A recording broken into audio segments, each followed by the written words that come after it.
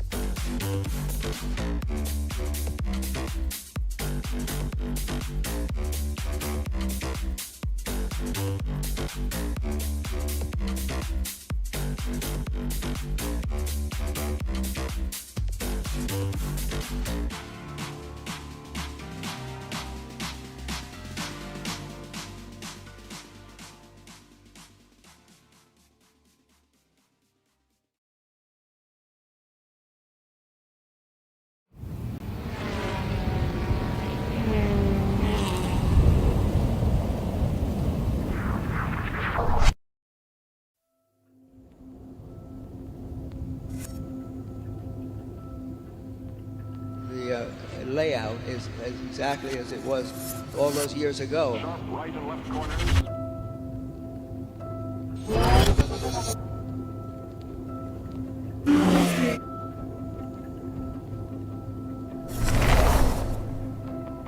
There have been happenings here as long as the track has been here. It's still kept its heart and soul.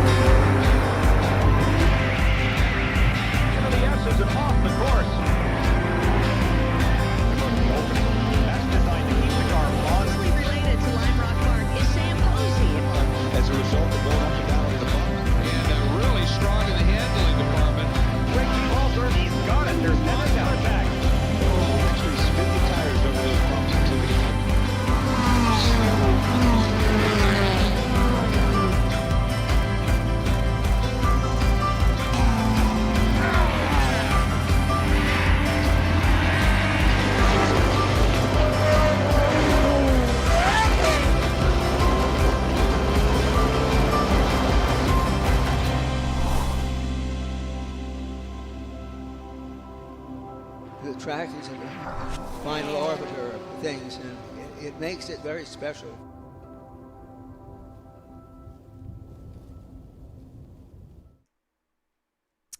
Well, right on the heels of GridLife Summer Apex, next up is GridLife Circuit Legends. Hi, everybody, and welcome to episode 3 of the GridLife Drivers Meeting. This one's from the home studio today. I forgot the camera at my apartment, and it was too long to go back and turn around and do it all over again. So we're doing it live. We're doing it from La Casa tonight. So thanks, Dylan. Appreciate it. Disposable Yeetopotamus is here. Mr. Nobody's here. Mark Kilgore is here. Peter Granberg is here. We're going to see more of Peter Granberg later tonight. Dare to Dream and Red Herring.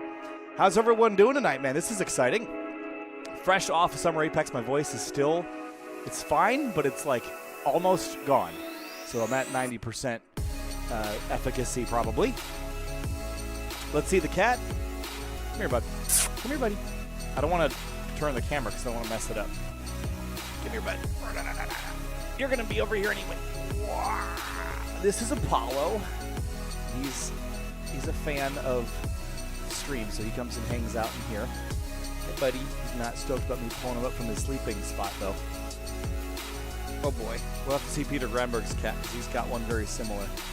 Apollo's not incredibly stoked about this right now. He's going to steal the show. Les Paul's actually Creatures, Peter. He let me borrow it so I could mess around with electric for a little while. It needs some work on the input, but otherwise, it's pretty fun to play. Collective One Orange Brain Cell. That is correct. All right, let's talk about a little bit about what we're gonna do tonight, because I'm also repping Jeremy Lauder merch, which he gave to me so kindly. Pretty sick shirt, I have to say. Thanks, Jeremy, for that. All right, what we got tonight? We've got two great guests. You saw on the thumbnail that we've got Peter Granberg. He'll be joining us here in about 15 minutes, and then we've got Eric Fleming popping in right after he puts the kids to bed. He's going to hop on. We're going to talk all things Summer Apex, Road America, and track records. How's everyone going? Myers Motorsports, Jan, is it Jan? Like Jan? Tom and I were debating that in the broadcast booth. We didn't get a chance to ask or find you in the paddock. But I would like to know how to say it correctly, especially if we're going to see you more. I appreciate it. That's actually a video I did last year with a little bit of help from Creature that we put in the broadcast last year, and I was excited to see that I didn't use the Circuit Legends lockup that had the date on it, so I could use it again. So Peter Granberg, Eric Fleming are here. Also, I have some goodies for you. If we go over here, this is the GridLife YouTube channel.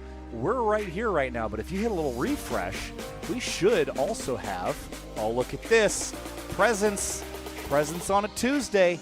All the GLTC races are just now live. They went live 4 minutes ago for the entire weekend, so the whole thing, you can watch all of them in their entirety. So for sure, pretty stoked about that. We've got Podium Sprint and the rest of the Rush races coming tomorrow and Wednesday. So feel free to add those to your playlist and watch along. But first thing I wanted to do is we're going to watch Eric Fleming reset that track record, because that's pretty dope. It was like his second lap of the weekend, I think.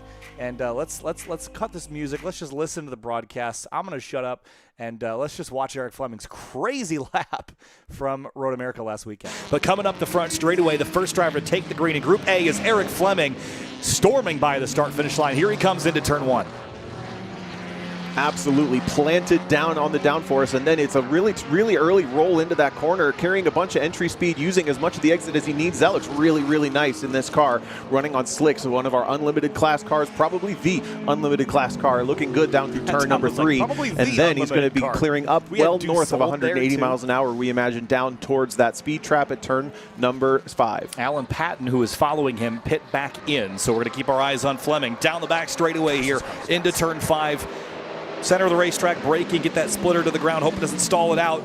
Turns in a little bit too fast there into 5 top. Listen for that traction control there underneath the audio there, listening, and we're trying to get the power down under the onto the curbs really early into turn 6. He looks a bit uncomfortable with that car. Maybe he doesn't have brake points quite dialed in yet, and that could be a result of not getting a lap represented earlier today.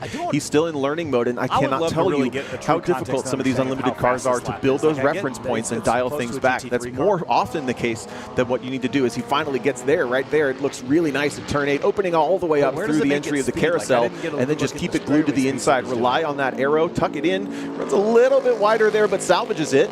Yeah, and our unlimited track record here was set, I believe, last year. It was a 204. And again, we'll see if Fleming can do it. Yeah, 204.583 by Mike Dussault. So that's the time being chased right now. I don't know that the first lap for Fleming is going to be that time, but we'll get a good idea. The Mike Dussault did a 209.3 last time out. Yeah, well, it'll still be fast, that's for sure. The fastest time of the event so far is that 209.3 from earlier today. We'll have to come back out next year, Eric. We have not seen him retake to the course. We did see Ryan Matthews just pull out, but let's watch the last 2 corners of this lap. Traction control still ticking as that car tries to put power down on the curbs. Really nice, smooth input into turn number 14. It looks like he's really back in the zone. The first half of the half may not. First half of the lap may not have been there for a second. Absolutely perfect, but the last half looked good. What is it? 2 minutes. 4.203, and it's a new track record for unlimited class for Eric Fleming by 0.3 of a second over Mike Dussault from last year. Yeah, crazy lap. Check the box. Wow. He did. And to give you some, that was good enough to put him up on top of the leaderboard for the times, but because he didn't make podium threat, had an engine issue. We'll talk to him about that a little bit later. 17 points for Road America, but it did move him up to 3rd place in the standings here. So again, let's talk to Eric whether or not he's going for points this year, but one more good event, and I think he'll be right in the mix. Ernie's been doing a pretty solid job already too. So pretty cool lap there by Eric Fleming. We'll also get a look at Peter Granberg's lap. We'll watch that with him when he jumps in here. But this points battle in Club TR is getting spicy. 77 to 76 to 73. And now everyone's dropping an event now except for Peter Granberg. He's got all 4. And actually, is that true? No. Only Mario's dropping an event. So that kind of brings him back into the realm of reality here. It looked uneventful from the outside. Well, isn't that so? This is the thing that we always talk about in the broadcast booth is like the fast laps can either look really tidy to the point where you're like, they're not going that fast, and then it just surprises you. Like Jamie Santos's lap, I don't remember what heat it was, but the one where he like almost chucked it in, not the one where he actually chucked it in the fence at the kink, but the one where he almost did. Tom and I were like, there's no way he's going to salvage this lap. And it was like a 220. And we're like, oh, okay, never mind. And then there's other laps that are just, well, I guess that's an example of going really crazy and making speed. But there's other laps that just don't look like very much, and they're just very tidy. So pretty impressive. Pretty impressive stuff. Mark Kilgore finished P3. He was one of the drivers that managed to jump up in the podium sprint. Mark's hanging out in the chat with us here already. Mark, we got to have you on the show at some point and chat M4s and Street GT and things of the sort. I think that'd be a lot of fun. So how's everyone's weekday going? Again, Tuesday's the first day back in the office for us. I got home yesterday like noon, and then today was I updated all the track battle points. So all the points are updated, so we can take a quick look through Club SC. So Mike Jansen, to no one's surprise, he's laying down a really solid season. He's won the last 2 events with track records, so puts him on top. We didn't see Chris Rice. We did see Sam Dooling, but it was only 5th place for him. Jim Smith up in 2nd place, but he wasn't really up the order to speak of before that. Club TR, we already took a look at. Street class points, even in Josh Halka's absence, really no big gains, mostly because Brad Moore was the one that won. He'd only done one other event, so he's 7th. But Will Dries dropped down from 2nd to 3rd. Unfortunately, this car is pretty wrecked. Really pretty Elantra N. Is that my buddy Max in the chat from Project Prime? You guys killed it this weekend. What's up, MDR? How's it going, man? Yeah, John Zoo, these are insane cars. This is just street class. I know we were probably just talking about Eric Fleming's car. So street class is not super shuffly at the moment. Street GT, it was another Luke McGrew win. And again, look at his score. He is only 2 points shy of a perfect score in our current points format, which is 26 points times 4. So that's a win in your class plus a track record at each. So that's 26 times 4, 104 points. He has 26, 25, 25, 26. So it's still mathematically possible that someone could beat him, but really unlikely. Ryan Matthews doing his best, but only managed 4th there. You see Mark Kilgore jumped up to 3rd. And even though Nicholas Hendricks had a really solid run there, only 60 points for him stacked so far. So that battle's getting pretty fierce. Let's see. Street Mod. It's still Dewey. He's actually extending his lead again. Ryan Matthews only 3rd. But look at Luca Barberis, 2nd place and climbing. So this is a pretty strong car. 7th, 4th, 2nd. So that car is getting better and better and better. See Jamie Santos, I think he's finished 4th or 3rd at every event. Oh, 5th at. Notice on the website there's a race results as a separate tab on the main page. And then this link you're in now is event results. Yeah, I got to fix that, Peter. You're right. There's a couple different. Are you talking about like on the as a separate tab? Oh, right here. What does this take you to? Oh, this is ancient. We should delete this. I'll delete that right after this, Peter. Thanks. The website. So the way that we used to record results was really dumb, and it's not. Is how we did it. Oh, look, there's Peter. This is how we used to do it. If you went to, and I'm sure you guys know this because this is how you did it for a long time. You'd have to go to like, well, where was it? It'd be like records and results, and then it was like low, and then it was just buttons, and you click on them, and it would just take you to this, which is like totally functional. But, like, this is ugly. Like, I'm tired of doing this. I'm tired, boss. You know, like, I don't want to look at a spreadsheet again. Like, spreadsheets are fine in the middle of the race weekend, but now we got this cool thing. I kind of broke it today. You guys will see I only have Road American here, so I'll fix that tomorrow. But point being, you can go back to 2020. Ooh, track battle. Ooh, let's see. Pikes Peak International Raceway. Bam. All your results right here. You don't want to look at that session? You can look at Heat 4. Bam. And it's like just it's all the same data, just like formatted different. The side effect, if you guys haven't seen this already, I'm sure you all have, is you can click on a driver and get all their history, and it'll load any car images that I have stored as well. So I'm pretty stoked about this. Jackie in particular has a lot of results in here. Autobahn in particular, look at all the times he's run at Autobahn. Man, so many lap times. So there's a couple little like widgets that I want to connect together, and the other is this one, which I'm not even sure you guys knew about, but this is a thing. GridLife drivers, -drivers.netlify.app. This one is like a driver's list. And so the idea here, and I started with GLTC, was like to basically have like a entry list, but this is just like all the drivers that are in the points. But you can click on this and get like some stats on them. And it also, for me, it helps because I can quickly look and see, because it's just pulling drivers that are in the points. I can see which drivers I need to get pictures of. So, like, you'll see down here, like, Ben Swanson, I don't have a picture. Zach Mortimer, I don't have a picture. So, like, it was kind of built more for me. This does work for the other series. Oh, does it work for GLGT yet? Probably not. It does work for Track Battle, and there are classes here. But these are a little bogus. I think the points and the position works, but then the rest of the stats are not. This is, like, based on the GLTC sheet parsing. But yeah, so like this does work. And again, like you guys can see, y'all time attackers, we need to work on the time attack picture taken here, because we want to champion time attack. So come get your picture taken during registration. So yeah, let's see. There's Street Mod. Yeah, we're doing okay though. We got a lot of pictures. I have like something like 250 something drivers. Track Mod, you know, And the car pictures come with time. I just need to get a good side angle shot of the car. And then, of course, I do have some Rush guys as well. Very few cars. I got to work on the Rush cars. You should get people really riled up by creating driver cards where you rank their skill from 0 to 100. Okay, here. I have some news for you, though, Christian. Things I was talking with Creature about today. So constant broadcast improvement. I'm sure you guys have seen all the new things that we're doing. The next thing on my list, I'm adding a new thing, at least one new thing to every event. The next thing on my list is a car comparison graphic. So I'm going to download all your Torque Hub data, and I'm going to basically have a graphic that will compare cars side by side. But the trick is I'm going to normalize all the scales. So instead of just saying, oh, this car has 300 horsepower, I'm going to like make a bar graph like a video game. And it's going to be like handling or, it'll have like the raw value there too, but it'll be like grip, handling, blah, blah, blah, blah. And it's going to be super sick. So I'm going to start working on that this week. I'm really stoked about that. So more is coming. If you guys have any ideas on what else we want to build, let me know, because the sky's the limit with the graphics this year. So anyway, besides the point, what I wanted to do was tie this thing and this like little mini profile thing to this, because they're kind of the same, one and the same, and I kind of want to make them all one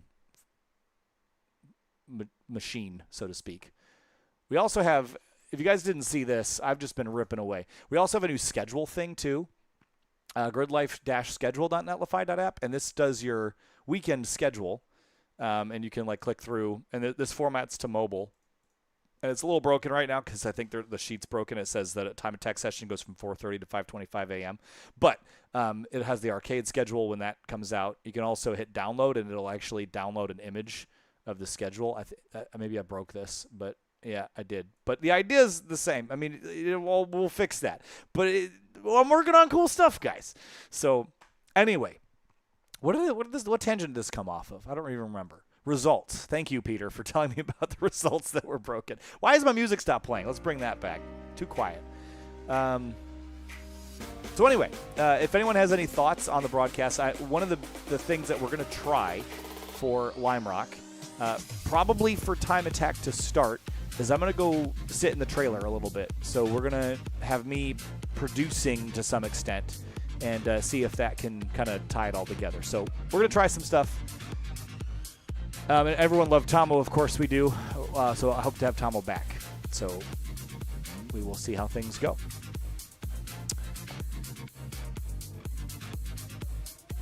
All right. So anyway, going back to our YouTube. Did you guys see this race 4 fight? Hold on. Hold this thought. Music on dead. pole, and it's going to shift and shuffle the order just a little bit. This battle with Matan Rosenberg is going to start in 7th place. Matt and Emil, watch this. Did you guys miss this? He's raised his Condor Civic BMW up into the 7th position. Dan Giraldo in the Lexus up into 8th. We have a whole bunch of interesting cars that have not seen the top 10 yet this weekend racing in the top 10. Mark, I agree with you on the fire lap stuff. It wasn't quite working as like I wanted it to this weekend, but I bug fixed a bunch of stuff today. So, yeah, that's an eventual idea for sure. But have a look at this. He does cover him, and he's actually going to push Emil Tab to the lead. Emil Tab in the MX-5 goes to the top spot. Not enough brakes on the Corvette, though. Wallbaum's going to stay stuck. I have some more notes on fire laps, too. So a couple of other cars that were running fire links in their cars. Again, we were just doing GLGT for the broadcast, but I was looking through today after I fixed a couple bugs. Emil's Miata did 138 miles an hour in the draft, and I verified him with his aim data, 138 in his MX-5 in GLTC trim. That's crazy. And he did 139 on a test day before he had the fire link in. Just wild. But watch this. 2+ seconds clear per lap of everybody. Look, he's just easily alongside. Will maybe clear him by the braking zone. Brakes a little bit early. Tab pushes the issue down to turn number 5. Yeah, really deep on the brakes, but he had to get aggressive with it. It's going to hold up Rosenberg there at the exit of the corner. It's going to open the door for Wallbaum. Here comes Lichty. Here comes Magnussen. 3 wide up to turn 6 with the ASMS 2000 up the inside. inside for the top spot here, Tom. Lichty using the pointy front end again to help Waldbaum get back to the front of this race. Waldbaum and Tab. Yeah, that's what I said, Peter. I had to do a double take. I hit him up on Facebook. I was like, there's no way you did 138. And yeah, double draft. 138 miles an hour. I mean, granted, his Miata makes like 230 horsepower and weighs 2,800 pounds. But that modern C8. Magnussen back down to 5th. Geraldo in that Alexis moving forward. You mentioned Carlos Mendez. What a cool shot, too, that drone right there on the entrance of 8. And it's a brand new N52 in that car. But again, it's the lighter cars that have gone out to the front this time. S2000 over MX5 over the Corvettes, plural. Then Eric Magnussen, who's dropping positions here. This is big, what a great deal battle. for This the was super weekend fun. championship. If Emil Tab can get back to the lead, A sequential S2000, a K Series MX5, a 8-speed automatic transmission swapped Corvette running 3rd, and then a C8 Corvette built for GLGT trim, running GLTC Aero and Power running 4th. Like, what a weird combination of cars. Oh, it's so cool. Now going at it. This is a great race for Salil Shukla too, running in the 6th position. Gonna have to get real wide on this front straightaway for these lighter cars to hold off that Corvette. It's got at least 4 or 5 miles an hour, and everybody else. Question from John Zhu. You guys have live in-car cameras. We have at times, and we talk a lot about the challenges of onboards. It's way harder than it should be or we want it to be. Live. Oh, the points graphic. Oh, I was so stoked about this, guys. Here they come, Tom, across the stripe. Tab with a little bit of a mistake. Watch this. Open the door for Matan Rosenberg to get through so easily as he slipped up through the. I don't think any positions actually changed there, but you can see the live points updating is so sick. The driver list for Circuit Legends. Entry list, we're going to try it. We didn't really get entry lists out for Road America. We had a bit of a data snafu on the Torque Hub side coming in, so we didn't really have entry lists the way that we want. I'm going to hope to get them out for Lime Rock a little bit sooner than that, but we should have them out. Usually the week of the event. But the points thing, guys, I swear it's so sick when it animates. If you guys haven't seen this yet, also this. A little bit, but Emil Tab again, kind of floundering in that 20. And Geraldo as they leave the final corner. I don't know if it changes positions or not here. Probably not. I got to find a race where it changes. I think race 3 it changed a bunch. I was so stoked that it worked. Waiting for the green flag to fly. It's an MX5 and a Corvette on the front row.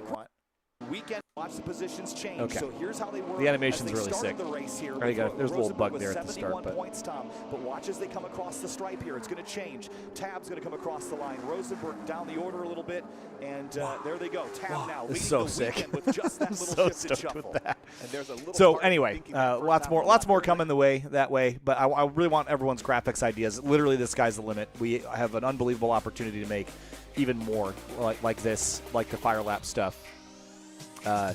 All good, Adam. The team at GridLife has really embraced the ability for me to work on this stuff. So the reason I can do it is because I've been cleared of other tasks that I would have done in the past, things that John Raymond's picked up, things that Emma had picked up, so that I can focus more on this stuff, and it's really cool. So if you guys didn't see, also, I'm not sure how many of you guys have gone back and watched the broadcast, but we also have this like driver comparison thing. I really made this more for Time Attack. It just happens to work for the other stuff too, but we're going to do more with this also.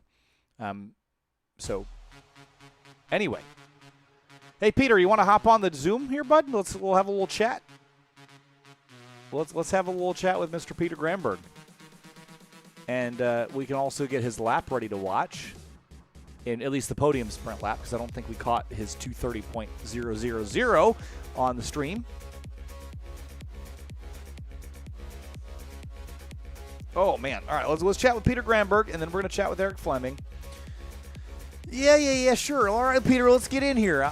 Peter was trash talking earlier too, guys. He was trash talking about Club TR. I don't know how much we want to dive into it, but Peter's real confident.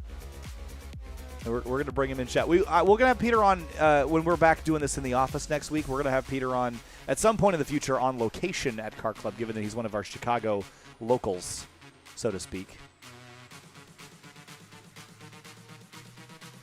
I am not feeling this music tonight. I'm really struggling. Okay, we're going back to my groovy playlist because I can't handle dubstep in the background. Mario's like, yeah, Pete, let's dive into that. What kind of drama? Oh, we were just having a little private conversation. I'm not going to air it out. Where the link? Did I not send it to you, Peter? Uh-oh. I could have sworn I did. Whoops. I didn't. I'm so silly. Peter, are you in Discord? Can I just Discord it to you? Is that a thing? I'm such a rookie. Peter. No, I'm just going to Facebook it to you. I'm going to Facebook it to you. It's all good. Sorry, Peter. We had a little conversation. I was like, I'm going to send you a link, and then I didn't do that. So let's do that. There you go.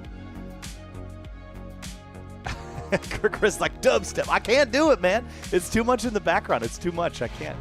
It was like it's all over the place. We're using stream beats so we don't get sued probably. And I feel like there's one album that like I can listen to in the background and it doesn't stress me out, and it's this groovy one. I mean, look, we got to get some like Disco Lines was sick. We got to get some Disco Lines on here. Can we play that without? No, probably not. Probably not. Stream beats is OP. Chris, everyone thinks the graphics are dope, so we're gonna do more of them. And the Firelapse thing, so the issue I had with the Firelapse stuff, it wasn't their fault, it was mine. The way that the API works, when I get the data, it only gives it to you like a handful of results at a time. And so I was only basically looking at like the first 50 laps that were recorded, and there was many laps after that. So once I fixed that today, we got all the data. We're ready to rip. Peter Granberg's here. Let's pull him in. Whoops.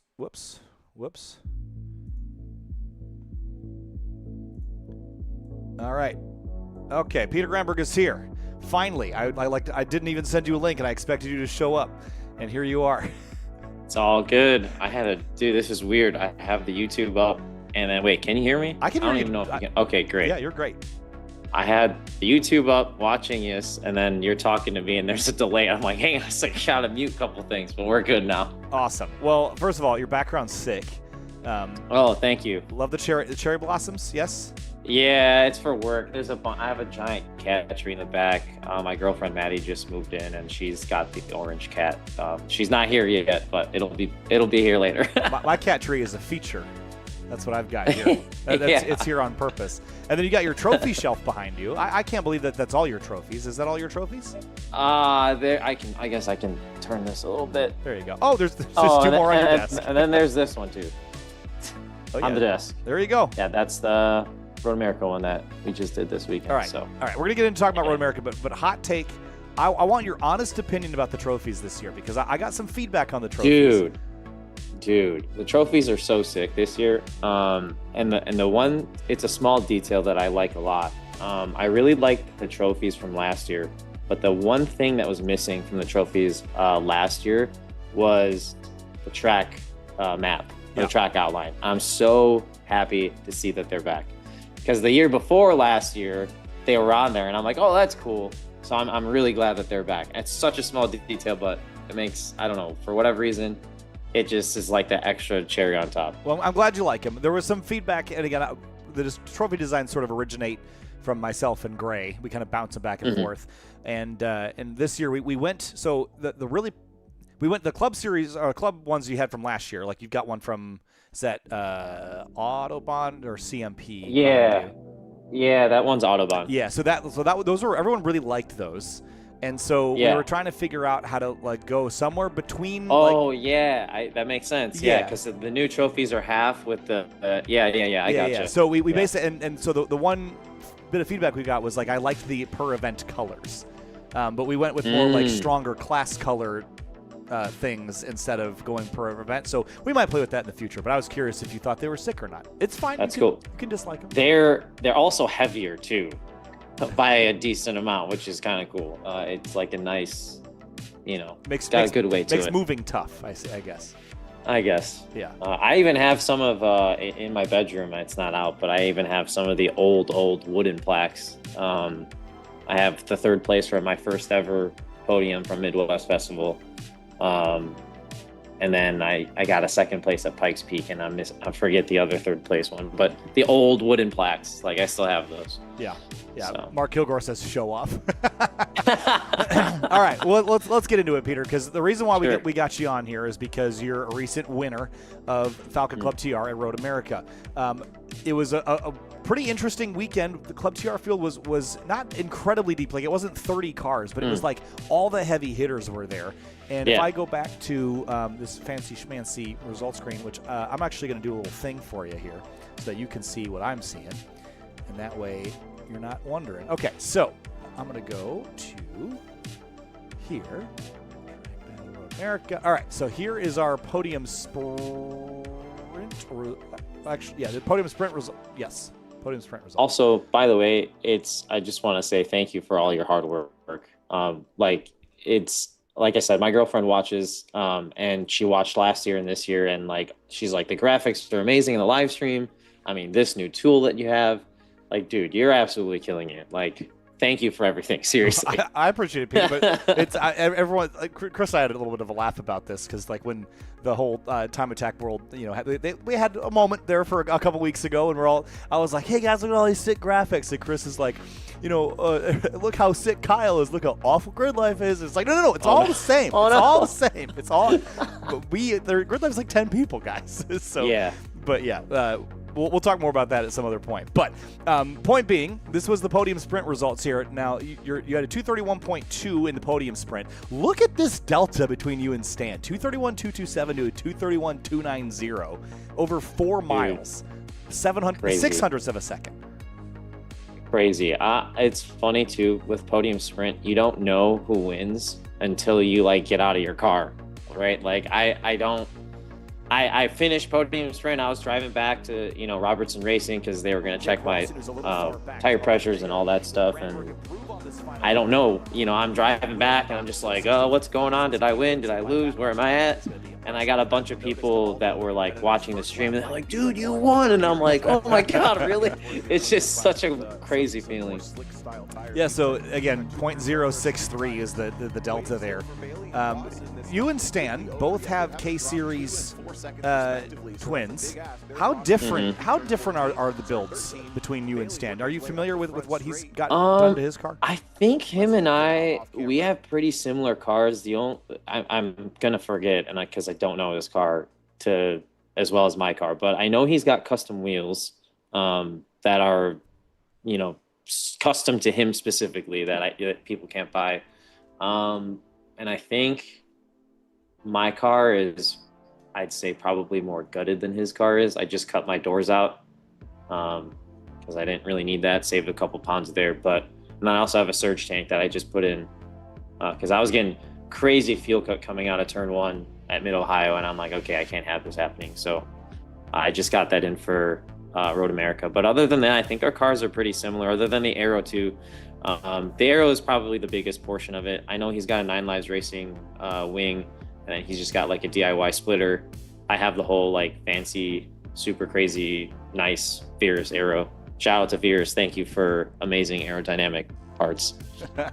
Awesome. Well, hey, it puts you in a really interesting spot here in the point standings with Mario out front, Jeremy Bailey in second, who was off to a pretty good start for the year with a win at CMP, and then you in third. I won't exactly say what you said, Peter, but you're feeling pretty confident you're going to go up the order there a little bit. You mind sharing with the class? Yeah. Club TR, you better watch out. I'm a late bloomer, so you saw what happened last year. I got close, and it's starting to look the same this year too, so we'll see what happens. I'm bringing in the heat now that I'm warmed up, so. All right, what's left on the calendar for you before we dive specifically into Road America stuff? Let's see. So I really wanted to go to Laguna, but I got a new job and I got to go to a trade show, so I can't like swing Laguna, unfortunately. So you're welcome, Mario. I'm gonna give you some free points. Is Mario going to Laguna? He is. Oh boy, that's spicy. Unless he changes his mind, I don't know. Maybe I wasn't supposed to say that, but Mario is going to Laguna, so you'll see him there. Other than that, I mean, I'll be at Lime Rock. I gotta get an Autobahn ticket, and then I'll be at Pit Race. Okay. So that would be basically all of them except for Laguna. All right, so yeah. You're gonna have a pretty good shot at things because you've done 1, 2, 3, 4 events so far this year. So Mm-hmm. I just started calculating drops because we're 5 events into the year, and Mario had to drop an event now. So this is when it starts to you start stacking the deck as best you can. All right, Road America, you were the previous record holder in the rear-wheel drive subcategory at Road America from last year. The track has been repaved in 2023. How was the track this weekend? Because we broke a record, and in some cases multiple records in every single class. Yeah. Honestly, I love Road America from a facility standpoint, from a track standpoint, from like just the challenge of the track. But yeah, the pavement there, the asphalt is probably, I don't want to say the best because I haven't driven every single track, but the best that I've driven on. It's smooth, it's consistent, it's grippy, where like, Mid-Ohio on the other hand, that got repaved, but that's like, you got grip until you don't. It's really strange. So I love Road America for that.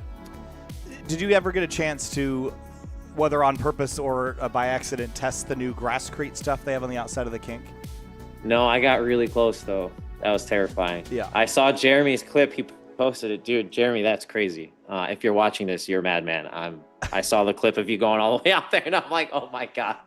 I think that Grasscrete stuff saved at least a dozen cars this weekend. If you go back and watch the live stream, Alan Patton nearly rode off that C7 through there. Like that. Holy cow. So if you haven't had a chance didn't go on a track walk or haven't seen it, it's basically like a concrete lattice. Oh, I have seen it. Yeah. Yeah. But yeah, go ahead. It's like a concrete lattice, so they allow the grass to grow up through it, but it keeps the dust down. So it reduces grip enough that you're not going to use it as track, but it keeps all the dust down so that when you go through there, you don't kick up a bunch of clouds, because that was dangerous. Oh, that was a big problem. I remember that happening. It still is a problem, because when drivers get out to the end of it, they drop off the end, and then it's a dust cloud. But the side effect also is gives you a little bit of grip to also save the car, which I for sure saved Alan's car and probably a handful of others. Christian Aranja says Grasscrete is fine, but it runs out too fast and not really usable unless you're trying to test limits. I don't think it's the idea is for it to be usable. I think it's like keep the dirt in place and also not add a bunch of pavement where we don't need it. So, but pretty cool. All right, so take me through your quick lap, because it was in heat 4, I want to say. Yeah. And we didn't get a great look at it because it was real early on Saturday morning when we were still kind of booting up. Yeah. So.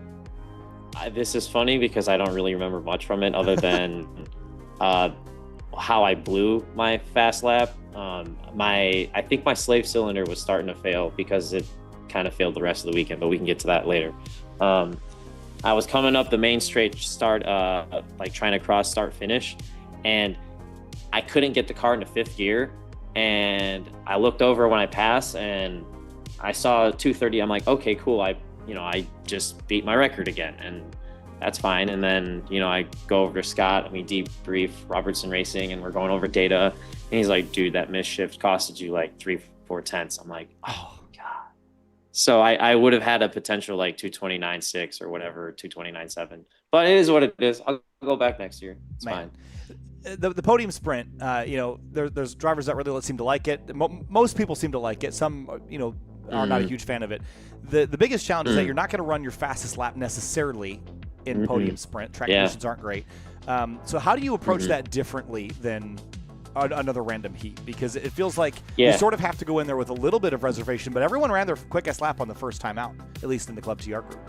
Yeah, so the way that I look at it is, if it's podium sprint, I like it and I don't like it at the same time, but it's mainly because it's like, okay, I know I just have to run the top 5, like a top 5 time. And if I'm like up there, like I don't really have to worry about it. And I know I'm going to be in it for the winning, podium sprint.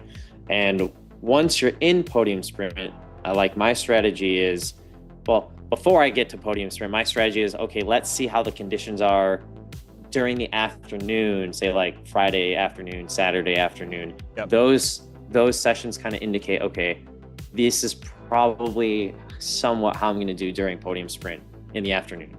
And I kind of keep that in mind. And then also it's like, I would be joking, or I would be lying to everybody if I didn't say I had tires ready to go, like for Podium Sprint. Like that's like a necessary must, have to have stickers for Podium Sprint. So Interesting. but that's kind of my I guess strategy, I guess.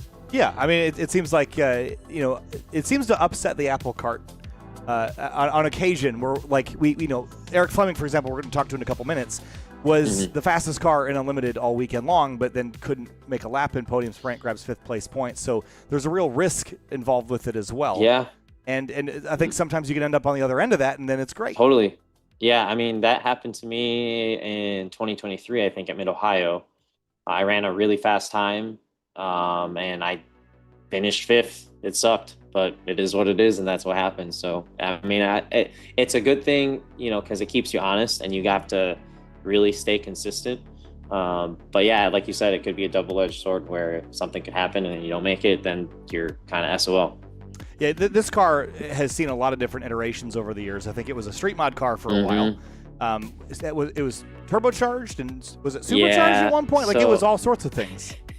Dude, this car used to be my daily driver back like 10 years ago. I figured that, but when I was back in school and college and, having my full-time job, like in a retail setting, just going to work, going to school, and just like your random HPD events.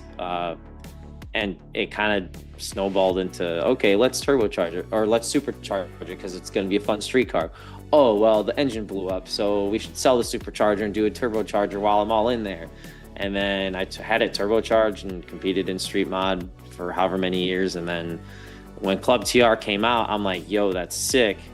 And then K-Power, a year after Club TR came out, released their K-Swap. And I'm like, let's go. I know what I'm doing. So it was like a really kind of perfect timing almost type of thing.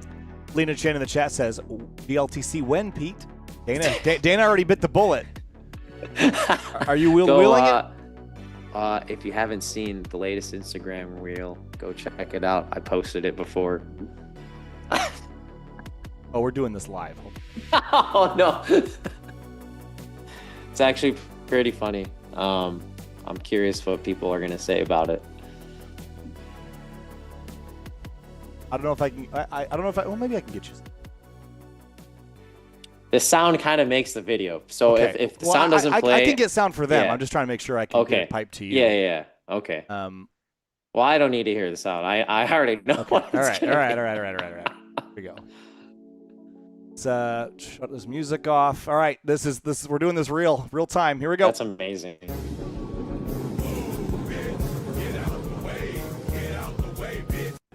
Oh. That's a new chassis. That's a new thing. All right. Okay. Yep. Spill the beans. What's going on? I'm not going to spill all the beans. You're going to have to wait till next year. Well, okay. Next year? All right. Fine. Maybe. We'll see. All right. We'll see. Okay. All right.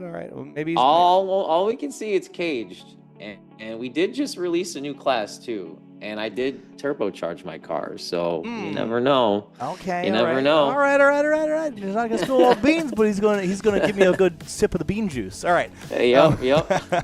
That was gross. All right. Let's see. We're running out of time. I got Eric Fleming hanging out in the chat here too. Tell me your craziest time attack story. I want an on-track story, and I want a building story. You cut a finger off. On-track and a building story. You drop your car off a jack.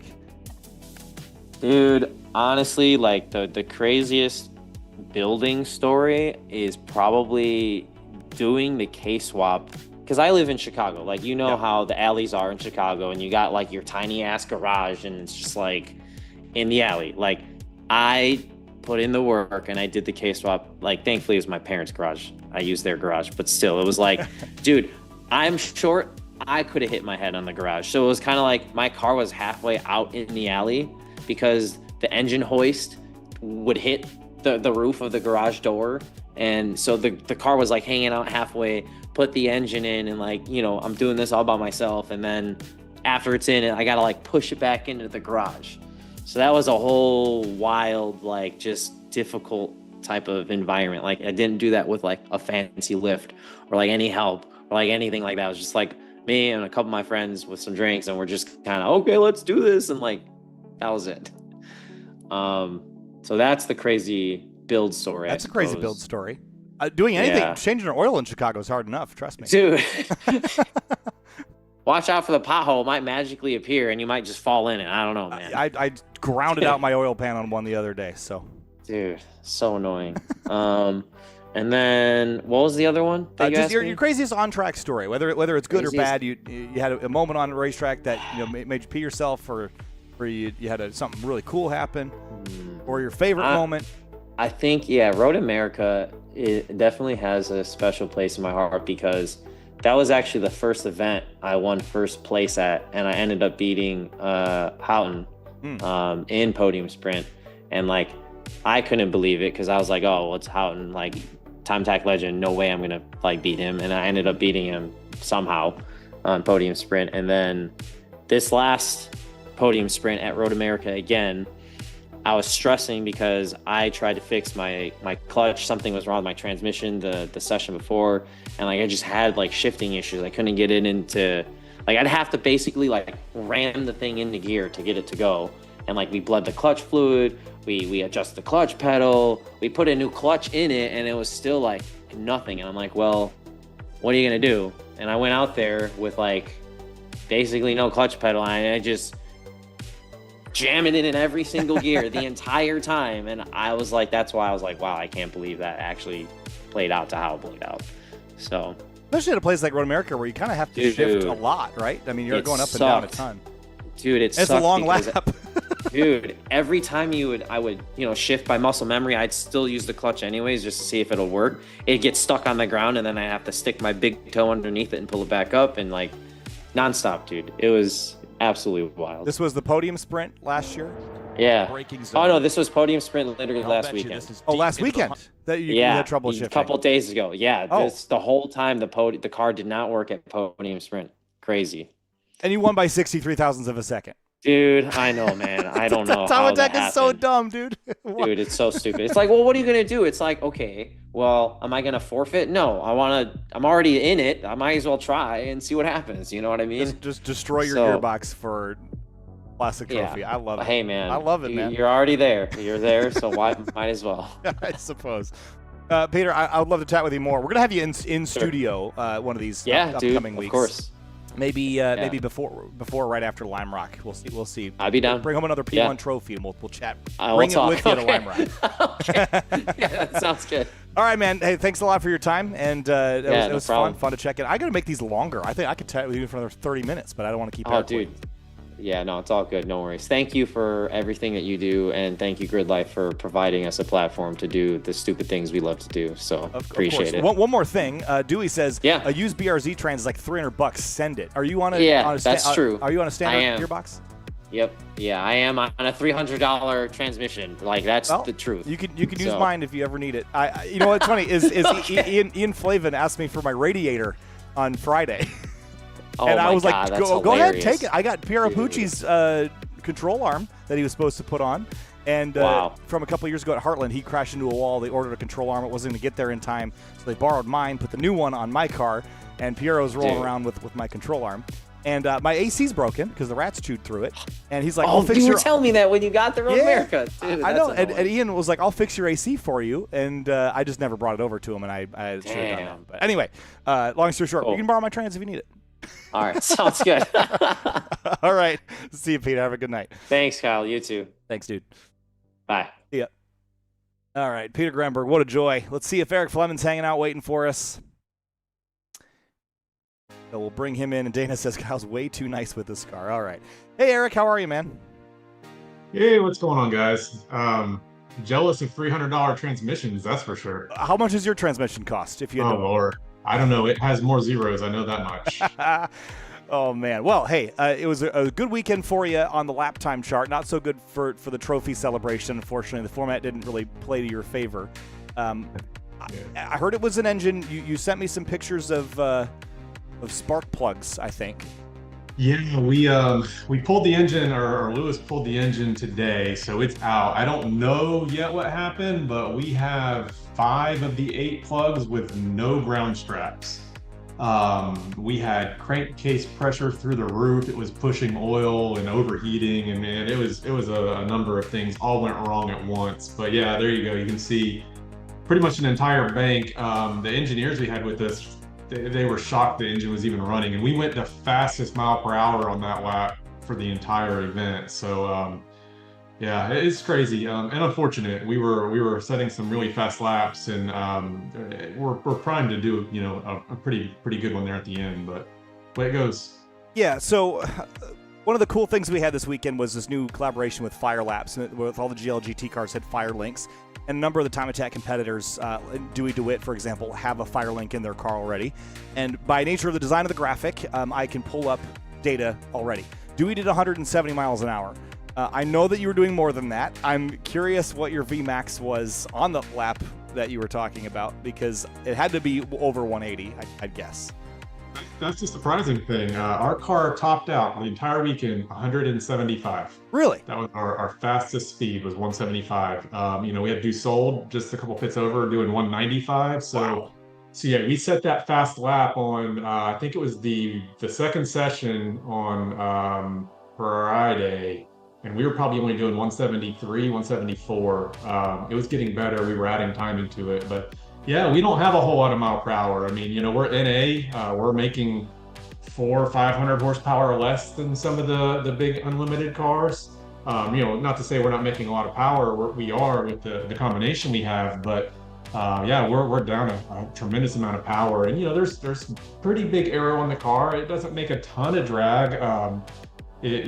But still, it takes a lot to move a car like that through the wind. Yeah, that was going to be my next question. Is it more of a drag thing? I mean, I imagine you need more power to push through the drag. But what's your wing angle? Are you running everything kind of trimmed out, or kind of leaning on the downforce that you do have built in? No, yeah, we took some wing out of it at the end. That was also kind of what helped pick up some mile per hour. No, it's pretty flat. It's not a whole lot of angle in the back, and it's flat floor. It just sucks down. I think honestly we hit an aero wall is my guess, and really you have to have so much power. It's that curve that you hit that you just sort of peak out at. So it's just tough to go 180 plus miles an hour anywhere. For sure. Tell me a little bit more about this car, because again, I don't know a ton about the mechanics of what's going on inside it. I took a look at it the other day in the garage, and at first glance, you're like, it's a Corvette, right? And then the engine's sticking out of the hood, and you're like, okay, there's a lot of engine in there. And then you see the splitters 47 lanes wide. Yeah. Louis Gigliotti's team, they're obviously super, super good. But take me cradle to grave, just I guess maybe just the basics on what's done to this car, because I'm sure there's absolutely. A lot. So I mean, it is a C6 Corvette, and it's obviously gutted, it's caged, it's a race car. It has big aero, a big engine, a sequential, and really good brakes, and still stock control arms. If you look underneath the car, all the mechanical components still resemble kind of how it rolled off the factory back in 2006. But this car has been a race car its entire life. It was a development car for Corvette parts back in 2007 and has been raced since then. We have gone through every iteration with the car. So it started out as just a really cheap race car that I could do some laps in. And then we started doing some Optima stuff, and then that developed into, GRIDLIFE and Global Time Attack. And really, when this car hit its last version, it was to be a limited / track mod car, which fit one class and not the other. So we said, all right, well, let's just go ahead and push it all the way and take it into unlimited, which really was just a tire change. So we can run slicks now instead of a street tire, but outside of that, our aero really kind of fits in the limited rules, or the track mod rules, and that was the plan from the beginning when we built this thing. So yeah, engine is it's an NA, it's a 468, so an LS based engine, made a little over 1,000 horsepower on the engine dyno. I think we make something like mid-7s on track, to be honest. I think we suck a lot of heat into that big filter in the hood, and it just kills horsepower. So things we're working on. Yeah, for sure. I mean, sitting third in the points. I know sometimes, competitors are out there just going for lap times and just breaking records. The way our format works at most places now, the record and the trophy are two different things.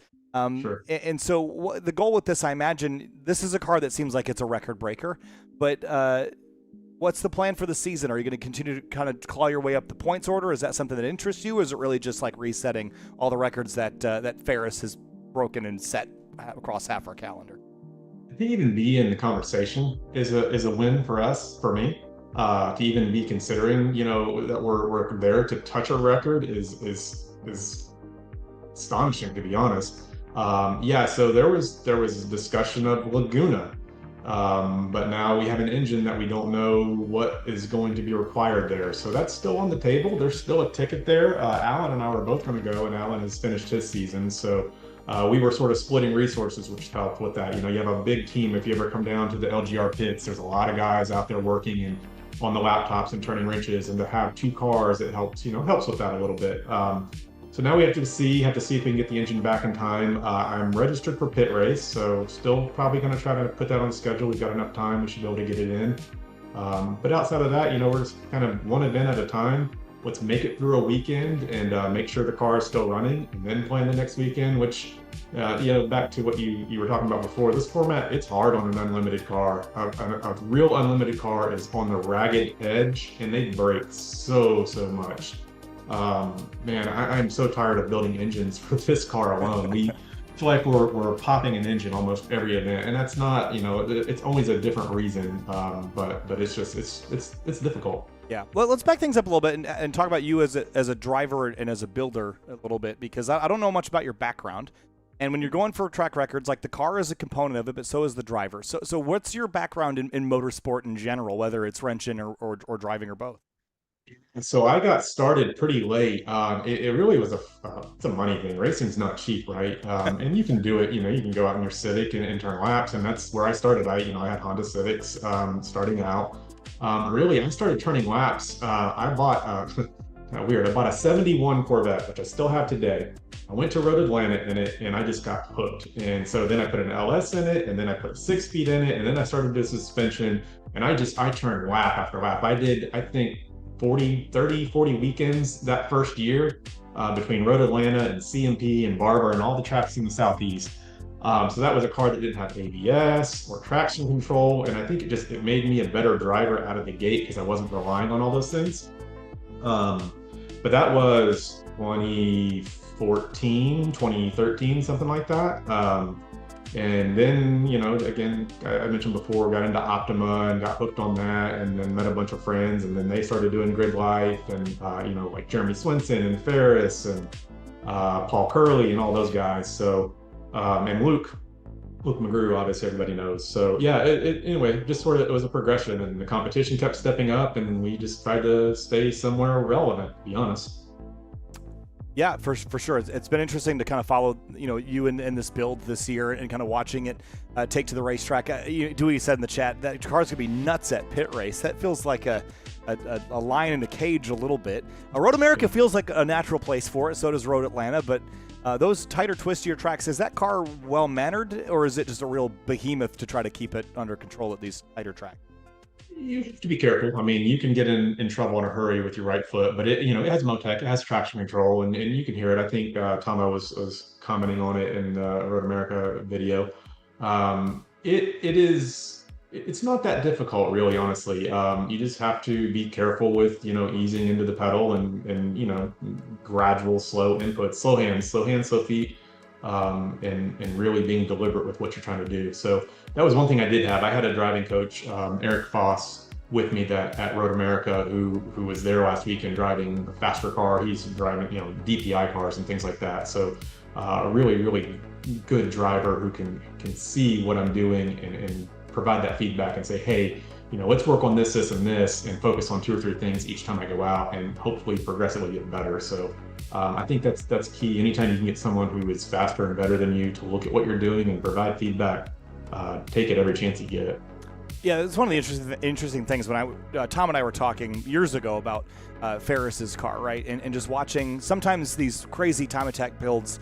When you watch a lap, I don't know that it's necessarily true with your car quite so much, but with some time attack cars, you're like, man, that lap didn't look like anything special. The car doesn't look like it's handling all that good, but they just brute force a good lap time out of it.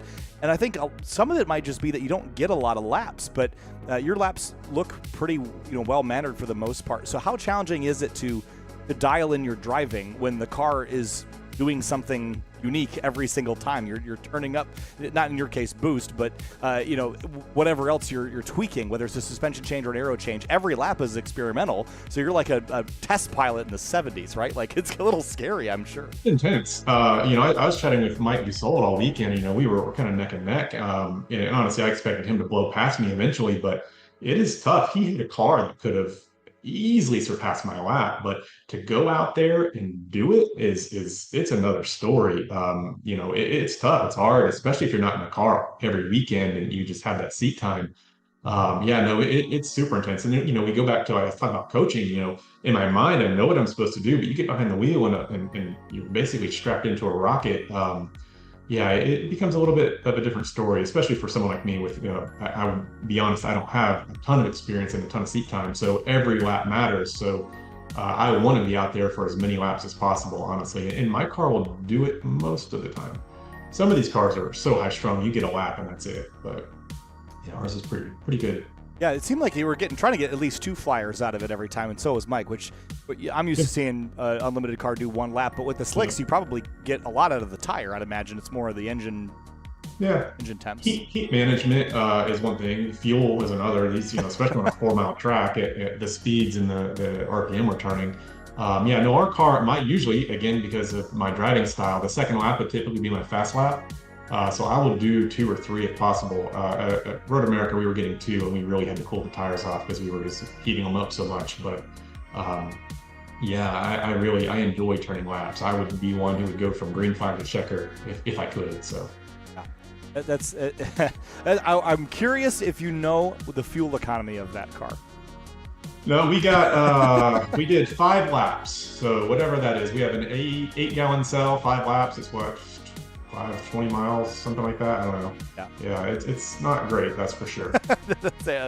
Gallons per mile, I suppose, in a car like that. And it's expensive, $30 a gallon, which is that hurts. Yeah. So what are you running in it? Q16 is what that engine is happiest on right now. So we've had talks about trying to do E85 or something like that, but right now everybody seems to want to run Q16 to keep it, keep the octane up and keep the knockdown. So and just try to make power any way we can. We can't give up any horsepower against these super fast turbo cars. Yep. Is there anything that's sort of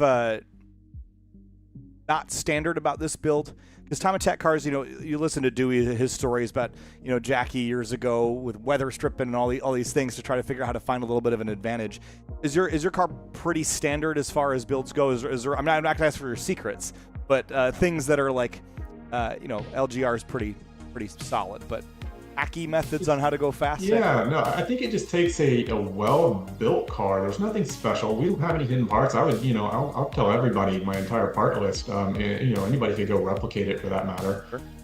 But just putting all the parts together and then, testing it and tuning it and tweaking the knobs and obviously after every session we have somebody on a laptop looking and pulling the data and making sure everything's healthy. So no, the bolt-on parts, nothing crazy there. Anybody can make horsepower and go fast, and a Corvette is the easy button. That's the reason why I have it. I have a few Corvettes, but not because I necessarily love them or a Corvette person, but they're so great out of the box. If you want to go fast, it's the way to go, I think. So, they're suspension, engine, transmission, it's all there. Everything wears out, so you have to keep things fresh, but no crazy build for us. Curious on your thoughts on time attack as a whole, whether it be nationally or globally, between World Time Attack and GTA and Super Lap Battle and GRIDLIFE and all these organizations. There's so many different ways to go and rule sets that are similar but kind of need a little bit of tweaking.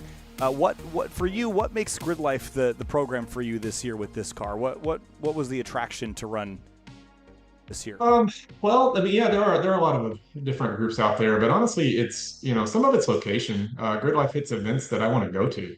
I don't particularly. I would go to Laguna. That sounds like a great time, a track I legitimately want to go run. but I don't really want to go run in the desert out west, or Utah or somewhere like that, or the Ozarks for that matter. It's like SCCA does.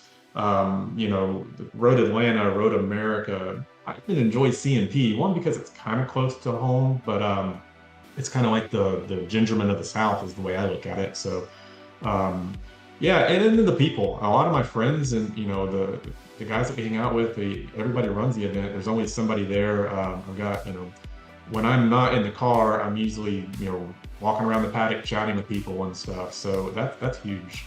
And like I've ran NASA before, and that doesn't exist with groups like that. Not to to put any shade on them, but it's not the same. The other thing I'm always interested in too, especially since I'm so focused on the broadcast side, I'd love honest feedback on this too. The broadcast in general, there's some thought that if a tree falls in a forest, and there's no one there to hear it, did it make a sound, right? Does it even make a dent in deciding where to run a program like this that is undoubtedly very expensive, and you have to allocate funds to do a particular thing? Is the fact that people can see it, watch it, know it exists, see the lap, does that make a difference in choosing where your program runs, or is it just a nice little bonus cherry on top? No doubt, especially if you have sponsors. I mean, anytime you can get your car on the internet or on TV, and then that was, back to, like I said, where we started before, Optima. That was, broadcast on TV. We would go to SEMA, car would be out all week. If you have sponsors involved, it's huge. The quality of broadcast that you guys have is like no other, really. There's very few series that are doing this, and the ones that are do so few events that it's it doesn't really count for anything. So I actually sent that lap, YouTube, the clip of my record lap to somebody, an executive at our company, and he said, "Well, you at Formula One now?" Like, I mean, which it's not the same, obviously, but it is. It's such a high quality broadcast, and the coverage is honestly, it's fantastic. So yeah, no, it makes a huge difference. Yeah, I would pick this over another series for that alone.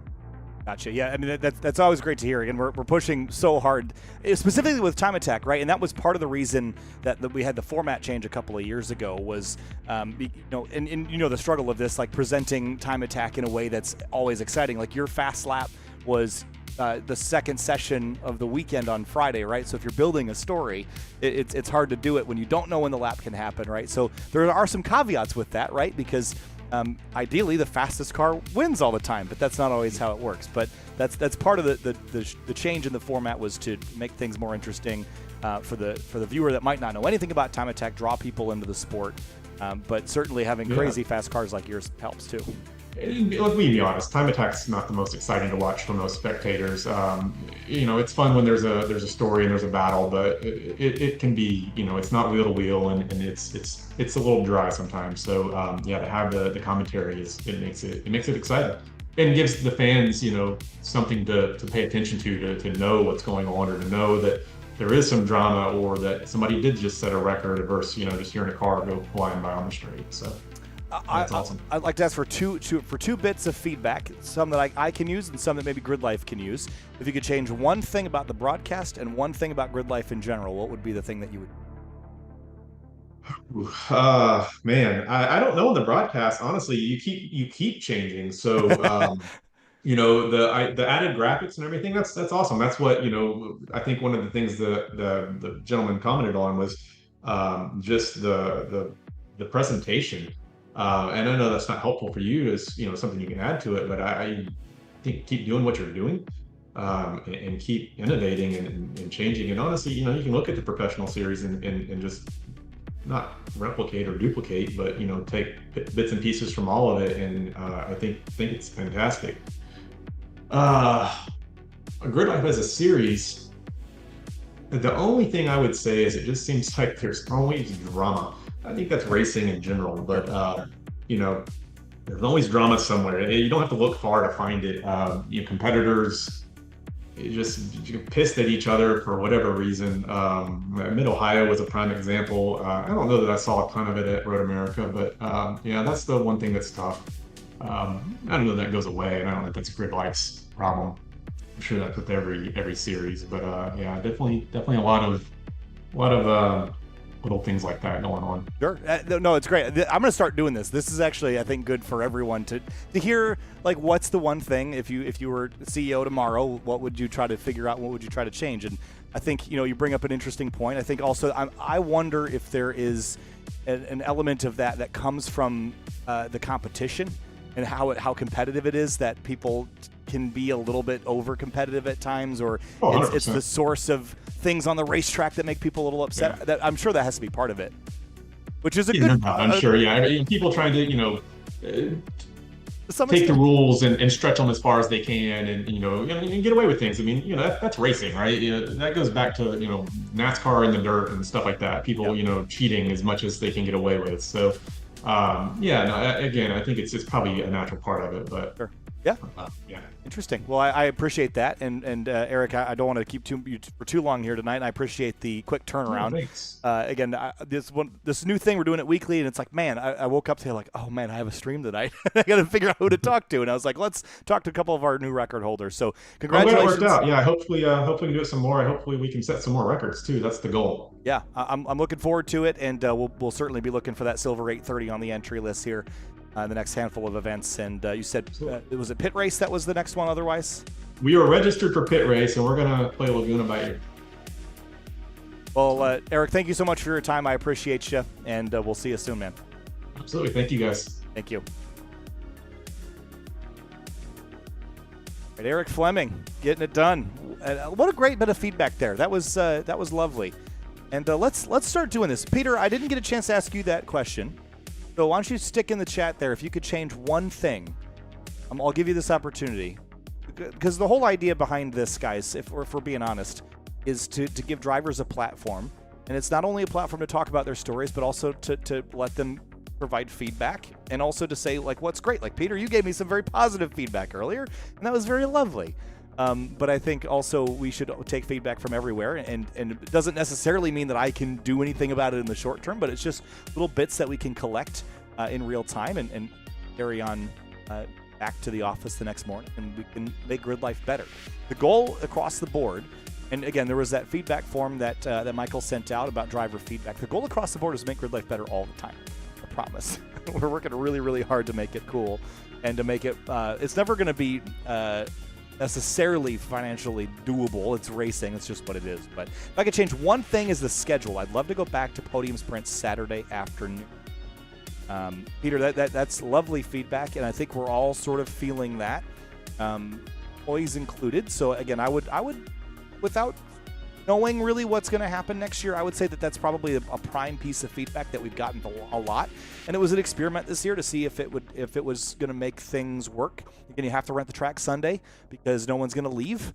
We're not going to kick everyone's trailers out at Saturday evening, right? So you have to figure out how to make it work, and that was the way that we tried. And I don't think it's necessarily working the way that we wanted, but that's great feedback.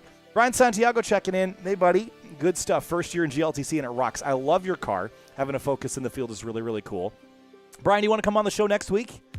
Let's talk about your Focus. I know it's a little out of commission right now, but I'd love to chat with you about your season so far. Dude, I don't hate Sundays. I don't want to make it seem like I don't like them. I don't mind this format. The other thing is, like, if we went back to 2 days, it makes the stream a little easy, more jam-packed, but like a little easier versus 3 days. But I don't know. It's one of those things that there's lots of reasons why it's one way or the other. So we'll keep looking at it and improving it as we always do. Brian, I'm glad you checked in. I hope you're here because I would love to chat with you next week. I'm gonna get new guests just based on who watches and who's paying attention. Mark says Saturday seems to have the bigger crowds. That's been true for a long time, Mark. And yeah, Sunday we had a grid walk for Rush, and it was a little smaller. We hoped we had a grid walk on Sunday at Midwest Fest, and it wasn't insanely huge. Again, the hope is that the more programming you have on Sunday, you can start to get people to show.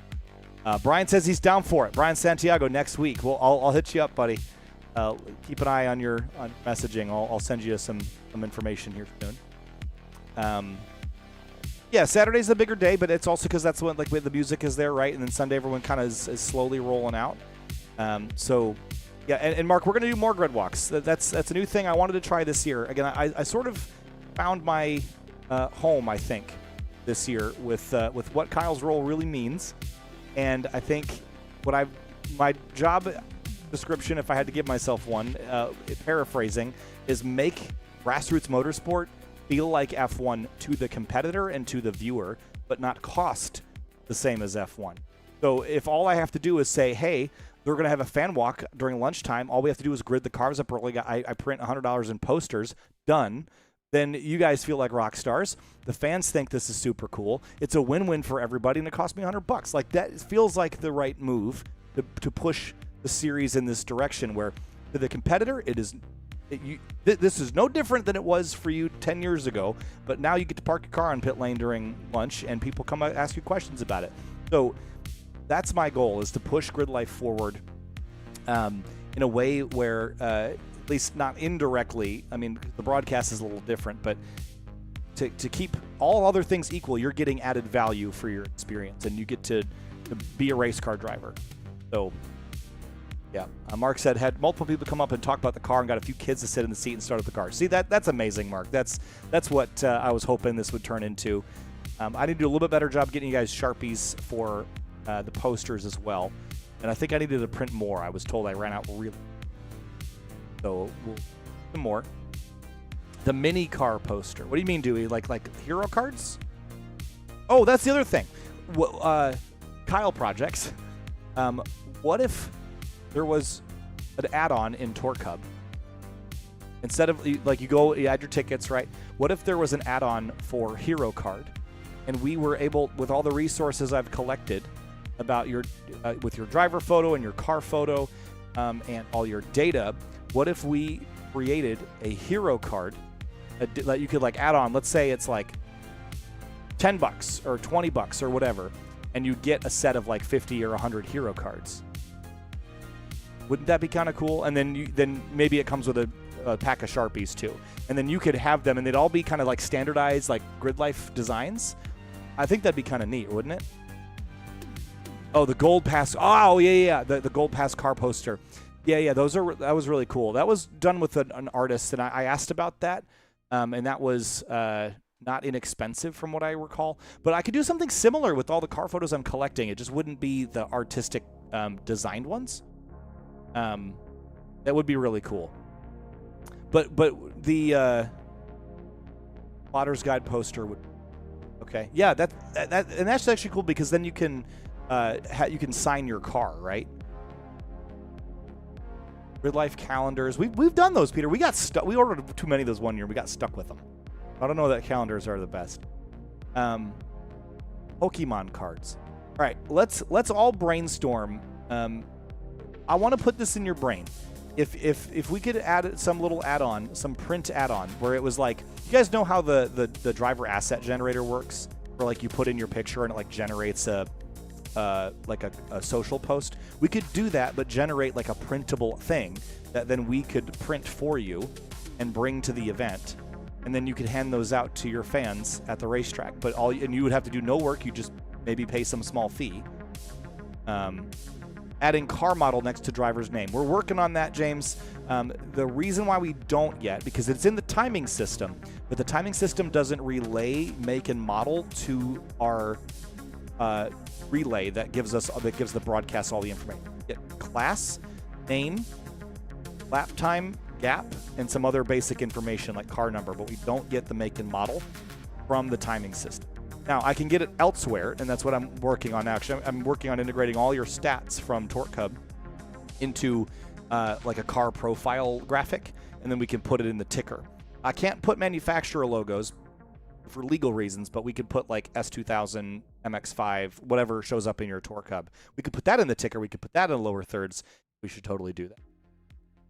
All right, we got lots of ideas, but not a lot of time. I think that's a show, guys. I do want to investigate this hero card thing, because we had talked. I think Emma had mentioned that idea to me. The other thing that we're talking about doing, you pull a unique ID in timing. Yes, we can. We can actually. So Kevin, I think when I was talking to Dennis from Torque Hub, he can put the Torque Hub ID in the nationality field, and I can grab that. So you and I should have a little chat. There's a couple things. And I could also like do a loose name match like I do with everything else. That's how the points graphics work for GLTC. team logos on stream. I could absolutely do team logos. I'd love to do stuff like that.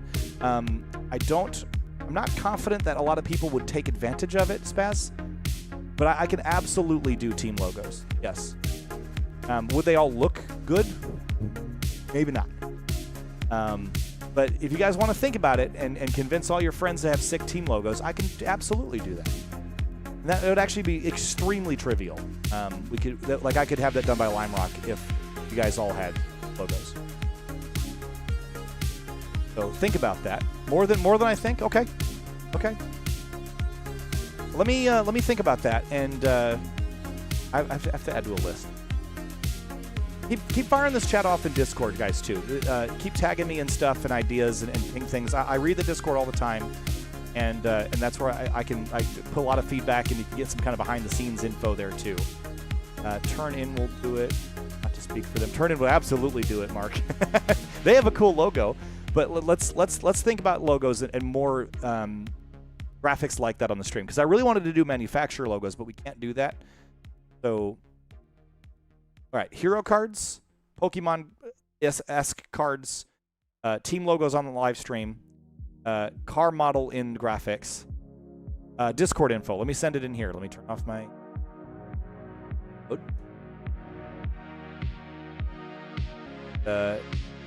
I'll actually make a channel. I'll do the... Well, let me do this right now. I'm going to make a channel for... but there's the Discord link. I'm going to make a channel for